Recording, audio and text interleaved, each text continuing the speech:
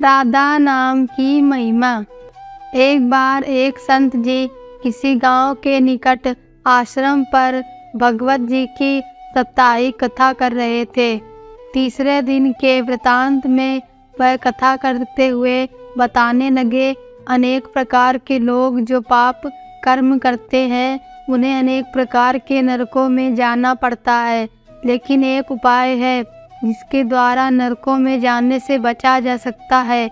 कोई एक बार सच्चे हृदय से राधा नाम पुकार ले तो वह नरकों में नहीं जाता है।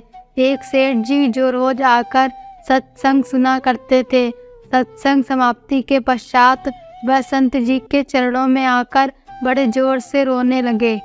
संत जी ने कहा, अरे सेठ जी क्यों रोते हो, तुम्हारा मन क्यों उदास है। सेठ जी रोते हुए कहने लगे, भगवान आपकी कृपा से मुझे सब कुछ प्राप्त है, पर मेरे मन को एक बड़ी चिंता सताती है। संत जी कहने लगे, कहिए कौन सी चिंता है। सेठ जी कहने लगे, आज आपने भागवत कथा में नरकों का वर्णन किया है और वर्णन करते हुए बताया कि जीवों को अनेक पापों से नरकों की प्राप्ति होती है, लेकिन एक उपाय है जिसके द्वारा नरकों में जाने से बचा जा सकता है। प्रभु मैं आपकी शरण में हूँ, रोज सत्संग सुनने आता हूँ। मेरे मन में तो यह विश्वास है आप संतों की कृपा से, भागवत की कृपा से मेरा उद्धार तो हो ही जाएगा, लेकिन मेरा एक छोटा भाई है जिसकी उम्र 50 साल है। वह न सत्संग में जाता है, न परमात्मा पर विश्वास करता है और न ही प्रभु का नाम सुमिरन करता है। उसका उद्धार किस प्रकार होगा, मुझे उसकी चिंता बड़ी सताती है। मैं उसे बहुत बार समझाने का प्रयास भी करता हूँ, इस संसार के काम तो होते रहेंगे, तुम भगवान के नाम का स्मरण भी किया करो। तब वह कहता है, ऐसा करने से कुछ नहीं होता है, तुम भी मत किया करो। मैं जितना आस्तिक हूँ प्रभु के प्रति, जितनी मेरी आस्था है वह उतना ही कट्टर और अनिश्वरवादी है। तब संत जी ने कहा, क्यों चिंता करते हो, एक दिन उसका भी उद्धार हो ही जाएगा। सेठ जी रोते हुए कहने लगे, हे भगवान उसका उद्धार कब होगा। आप जैसे महापुरुषों हमारे गांव में आए हैं, मुझे तो आप पर ही यकीन है आप भी उसका उद्धार करके जी जाएंगे। अब आप कैसे भी कृपा कर मेरे घर आइए और एक बार तो उसके मुख से श्री राधा नाम का उच्चारण कराइए। तब सेठ जी की विनय सुन संत जी कहने लगे, कल सत्संग समाप्ति के पश्चात मैं आपके घर आऊँगा और उसे परमात्मा का सुमिरन अवश्य करवाऊँगा। दूसरा दिन हुआ, सेठ जी अपने घर गए, संत जी के आने का इंतजार करने लगे। आश्रम पर कथा की समाप्ति हुई। अब संत जी अपने वचन के अनुसार सेठ जी के घर पहुँचे। जैसे ही घर पहुँचे, सेठ जी ने बड़े श्रद्धा भाव से संतों का स्वागत किया। उन्होंने अपने भाई को बुलाकर कहा, संत जी आज हमारे घर पधारे हैं, उनका दर्शन कर लो। वह अंदर से बैठे बैठे कहने लगा, मुझे न किसी संत से मिलना है और न ही भगवान से मिलने की इच्छा है। तुम ही उनकी सेवा करो और तुम ही उनका पेट भरो। संत जी ने जब ये वचन सुने तो सेठ जी रोते हुए कहने लगे, भगवान जी देखा आपने, आपके सामने ही आपका अपमान कर रहा है। संत जी कहने लगे, सेठ जी ख्याल न कीजिए, सब कुछ अच्छा होगा। और सेठ जी को दिलासा देते हुए संत जी पलंग से उतरे और उसके भाई के कक्ष में आ गए और उसके कंधों पर हाथ रखकर कहने लगे, और बताओ आज तक कितना कमाया। तब संत जी को इस प्रकार अपने नजदीक देखकर कहने लगा, अपना हाथ मेरे कंधों से हटाओ। मैं न तो संतों को मानता हूँ न भगवान को मानता हूँ। लोग जितने आस्तिक होते हैं मैं उतना ही कट्टर नास्तिक हूँ। मैं भगवान को नहीं मानने वाला हूँ। आप मेरे नज़दीक क्यों आए हैं। संत जी कहने लगे, मैं तो अपना काम करने आया हूँ। संतों का काम होता है लोगों का उद्धार करना। आज तुम्हारे उद्धार का कार्य मिला है तो अवश्य करके ही जाऊंगा। वह सेठ का भाई भी बड़ा कट्टर था। वह कहने लगा, आपको किसी का भी उद्धार करना है कर लीजिए, पर मेरा उद्धार आप नहीं कर सकते।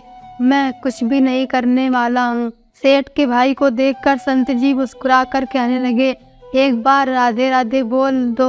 वह सेठ जी का भाई कहने लगा, मैं कुछ नहीं बोलूँगा। फिर संत जी ने कहा, राधे राधे बोलो। वह कहने लगा, मैंने कहा ना मैं नहीं बोलूँगा। तब संत जी पुनः सेठ जी के पास आए और कहने लगे, अब आपने मेरे ऊपर यह जिम्मा सौंपा है, अब मैं जैसा करूँगा आप बीच में नहीं आएंगे। आप सारे परिवार वाले बाहर जाकर बैठ जाओ, जब तक मैं आपको बुलाऊं नहीं एक भी परिवार वाला इस कक्ष में ना आए। अब इस प्रकार सेठ जी अपने परिवार सहित बाहर आकर बैठ गए। अब कक्ष में सिर्फ संत जी और सेठ जी का भाई था। संत जी ने पुनः प्रेम से कहा, अरे भैया एक बार राधे राधे बोल दो। वह कहने लगा, मैंने आपसे मना किया ना, मैं नहीं कहता हूँ, न भगवान को मानता हूँ न भगवान की बातें मानता हूँ, मैं कट्टर नास्तिक हूँ। संत जी पुनः उससे प्रेम से कहते हुए कहने लगे, जितने तुम कट्टर नास्तिक हो मैं उतना ही आस्तिक हूँ। मैंने अगर निश्चय कर लिया है तुम्हारे मुख से राधा नाम सुनकर ही जाऊंगा, और पक्का समझ लेना कि तुम्हारे मुख से राधा का नाम निकलेगा ही। वह कहने लगा, आप कितना भी प्रयास कर लो, मैं एक भी बार नाम नहीं लेने वाला हूँ। अब संत जी महापुरुष होते हैं तो बड़े दयालु हैं, पर लीला मात्र उन्होंने क्या किया, उस सेठ के भाई का हाथ पकड़ा और हाथ पकड़कर जोर से घुमाने लगे। अब वह सेठ ठहरा 50 साल का वृद्ध अवस्था थी। संत जी भी वृद्ध थे, पर संतों के अंदर भक्ति का तेज होता है। उन्होंने जोर से उसके भाई का हाथ घुमाया, मरोड़ दिया। हाथ घुमाकर संत जी फिर कहने लगे, कहो राधे राधे। वह कहने लगा, नहीं कहूँगा। अब तो संत जी ने जोर से हाथ घुमाकर सेठ के भाई को जमीन पर पटक दिया और खुद उसके पेट पर चढ़कर बैठ गए। और संत जी फिर कहने लगे, बोलो राधे राधे। वह फिर कहने लगा, नहीं कहूँगा। अब तो संत जी ने उसके दोनों हाथ पकड़कर उसके पैरों को बांध दिया और कहने लगे, कहो राधे राधे। अब ऐसी अवस्था में वह सोचने लगा, लगता है ये संत तो मुझे मार ही देंगे। तब उसके बिना इच्छा के एक बार ऐसे कह दिया, राधे राधे। जैसे ही उसने राधे राधे कहा, संत जी ने उसके हाथ पैर खोल दिए, उसके बंधनों को छोड़कर बाहर आकर कहने लगे, सेठ जी आपका कल्याण हो गया, आपके भाई का भी कल्याण हो गया। सेठ जी कहने लगे, अंदर से बहुत तेज आवाज आ रही थी। तब संत जी कहने लगे, आपने काम ही ऐसा दिया था, आपने कहा वह नास्तिक है, कभी कुछ बोलता ही नहीं है। आज आपके भाई ने राधे राधे का नाम उच्चारण कर लिया, इसका कल्याण हो गया। अब मैं जा रहा हूँ, कल से पुनः मेरी कथा है। अब संत जी तो अपने स्थान पर लौट गए। सेठ का भाई जमीन से उठकर अपने भाई से कहने लगा, ये कैसे संत हैं, मुझसे झगड़ा करने आ गए, मेरे ऊपर चढ़कर बैठ गए और कहने लगे, अगर राधे राधे का नाम उच्चारण नहीं करोगे तो तुम्हारे ऊपर ऐसे बैठा रहूँगा। अब उसकी बातें सुन सेठ जी तो हंसने लगे। वह हंसते हुए मन से भगवान को धन्यवाद कहते हुए देते हुए कहने लगे, हे प्रभु, आपके संत भी बड़े दयालु हैं, खुद कष्ट सहकर भी लोगों का कल्याण करते हैं। समय व्यतीत होता गया, मुश्किल से 5-6 महीने गुजरे होंगे। अचानक एक दिन छोटे भाई का देहांत हो गया। शरीर समाप्ति के पश्चात आत्मा शरीर से अलग हो जाती है। वह आत्मा ही ऊपर यमराज के पास जाकर सारे हिसाब किताब देती है। अब इस व्यक्ति का हिसाब किताब खोला गया। यमराज ने चित्रगुप्त से कहा, जो इंसान आज हमारे पास लाया गया है, इसका हिसाब क्या है? चित्रगुप्त कर्मों का हिसाब देखकर बताने लगा, हे भगवान, इसने अपने जीवन में कभी परमात्मा का नाम सुमिरन नहीं किया है, सदा पाप ही पाप किए हैं, इसे तो सीधे नरक भेज दिया जाए। अब यमराज के आदेश अनुसार जैसे इसे नरक भेजा जा रहा था, तभी चित्रगुप्त ने कहा, भगवान एक बात और है। यमराज जी ने कहा, कौन सी बात? चित्रगुप्त ने कहा, भगवान, एक बार संतों के कहने पर इसने राधा नाम का उच्चारण किया था। अब एक बार राधा नाम का उच्चारण। यमराज ने दूतों से कहा, थोड़ी देर रुक जाइए, इसका हिसाब किया जाएगा, इसके बाद ही इसे नरक में भेजा जाएगा। यमराज ने पुनः चित्रगुप्त से कहा, जल्दी से इसका हिसाब देखो और कहीं इसने परमात्मा का नाम उच्चारण तो नहीं किया है। चित्रगुप्त ने फिर से पुनः सारा हिसाब देखा और देखकर कहने लगे, भगवान, इसने एक बार जो नाम उच्चारण किया है वह संतों के भय से किया था, दिल से भी नहीं किया था, पर एक बार राधा नाम का उच्चारण किया है, जीवन पाप में, अब क्या किया जाए? तब यमराज ने उसी इंसान से पूछा, एक बात बताओ, हम तुम्हें पहले राधा नाम का उच्चारण का फल दें या तुम्हें नरकों में भेज दिया जाए। तब वह भक्त हाथ जोड़कर कहने लगा, भगवान नरक में तो जाना ही है, इससे अच्छा है आप मुझे एक बार राधा नाम उच्चारण का फल दे दो, फिर मुझे जहाँ चाहो भेज देना। अभी यमराज जी अपनी पुस्तक खोलकर देखने लगे कि एक बार राधा नाम उच्चारण का फल क्या है। उन्होंने सारी पुस्तकें खोल दी पर उन्हें कोई फल दिखाई नहीं दिया। तब वह विचार करने लगे, एक बार राधा नाम उच्चारण का फल तो मुझे पता ही नहीं। तब वह अपनी शंका के निवारण करने के लिए उस भक्त को अपने साथ लेकर स्वर्गलोक में आ गए। स्वर्ग में आकर यमराज ने इंद्रदेव से कहा, हे इंद्रदेव, मुझे बताइए एक बार राधा नाम उच्चारण करने का क्या फल है। तब इंद्रदेव ने बहुत प्रयास किया पर उन्हें भी इसका फल नहीं पता चला।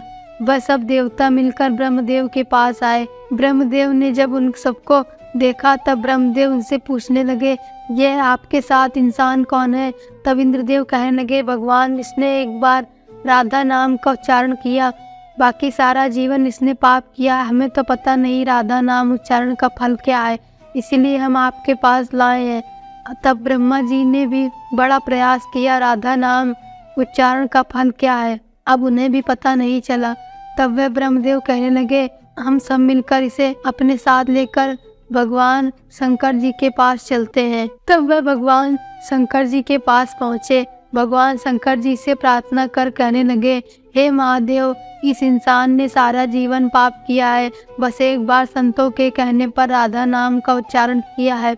अब आप बताइए एक बार राधा नाम उच्चारण का क्या फल मिलता है। तब महादेव जी ने बड़ा प्रयास किया पर वह भी राधा नाम की महिमा को बता नहीं सके। तब शंकर जी कहने लगे, अब हमें भगवान श्री कृष्ण के पास चलना पड़ेगा क्योंकि वही राधा तत्व को जानते हैं। यह सोचकर सभी देवी देवता भगवान शंकर के साथ मिलकर उस इंसान की आत्मा को लेकर भगवान श्री कृष्ण के गौलोक धाम में पहुँचे। गौलोक धाम में भगवान श्री कृष्ण राधा जी के साथ अपने आसन पर विराजमान थे। भगवान श्री कृष्ण ने सब देवी देवताओं का सम्मान किया और उनसे पूछा, आज अचानक से आने का कारण क्या है। तब भगवान शंकर हाथ जोड़कर कहने लगे, हे भगवान, यह इंसान इसे धरती से लाया गया है। इसने अपने जीवन में अनेक पाप किए हैं पर एक बार राधा नाम का उच्चारण किया है। यमराज जी पता न कर सके कि एक बार राधा नाम उच्चारण का फल क्या है। तब वह इसकी जानकारी लेने के लिए इसके साथ इंद्र जी के पास स्वर्ग में आए थे। फिर स्वर्ग से आते हुए ब्रह्मलोक आए, फिर ब्रह्मलोक से होते हुए यह मेरे पास पहुँचे। अब मैं इनको अपने साथ आपके पास लेकर आया हूँ। अब आप बताइए एक बार राधा नाम उच्चारण का क्या फल हो सकता है। जब इस प्रकार की बातें चल रही थी तब श्री कृष्ण के पास बैठी राधा रानी बड़े जोर से हंसने लगी। तब श्री कृष्ण से कहा, हे राधिका, क्यों हंसती हो। तब राधिका कहने लगी, हे भगवान, ये अभी तक राधा नाम का महत्व समझ नहीं सके हैं। तब भगवान शंकर जी कहने लगे, हे महारानी, राधिका के नाम का क्या असर है, आप हमें बताइए ना।